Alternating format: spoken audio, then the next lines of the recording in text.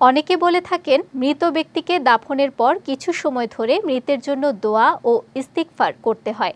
আবার কেউ কেউ বলেন একটি উট জবাই করে তার গোশত কেটে কুটে বন্টন করতে যতটুকু সময় লাগে কবরের পাশে ততটুকু সময় অপেক্ষা করতে হয়। তবে এ নিয়ে ইসলাম কি বলছে? বিস্তারিত সঞ্জিদা আজিজের ডেস্ক রিপোর্টে।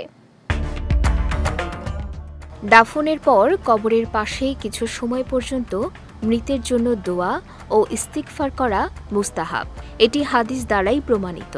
ওসমান ইবনে আফফান রাদিয়াল্লাহু তাআলা আনহু বলেন, রাসূলুল্লাহ সাল্লাল্লাহু আলাইহি ওয়াসাল্লাম মাইয়িতকে দাফন করার পর সেখানে অবস্থান করতেন এবং বলতেন, তোমরা তোমাদের ভাইয়ের জন্য ক্ষমা প্রার্থনা করো এবং তার জন্য দৃঢ়তার দোয়া করো, অর্থাৎ আল্লাহ যেন তাকে ঈমানের ওপর অটল রাখেন এবং সকল প্রশ্নের উত্তর দানের তৌফিক দান করেন, কেননা এখনই সে জিজ্ঞাসিত হবে।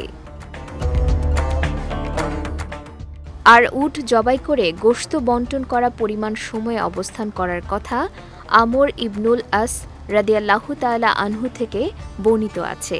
সহিহ মুসলিমে এসেছে, আব্দুর রহমান ইবনে শামাসা আল মাহরি বলেন, আমর ইবনুল আস রাদিয়াল্লাহু তাআলা আনহু যখন মুমূর্ষু অবস্থায় তখন আমরা উপস্থিত ছিলাম।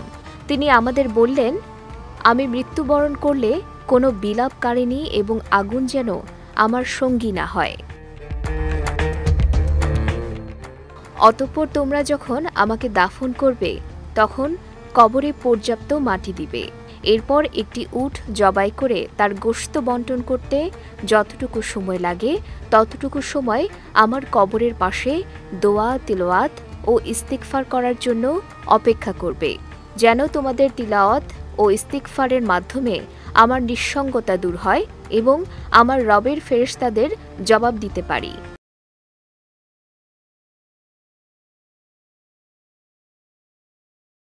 অতএব এই সকল হাদিসের আলোকে স্পষ্ট যে দাফনের পর কবরের পাশে থাকা নিয়ে দুইটি বক্তব্যই সঠিক।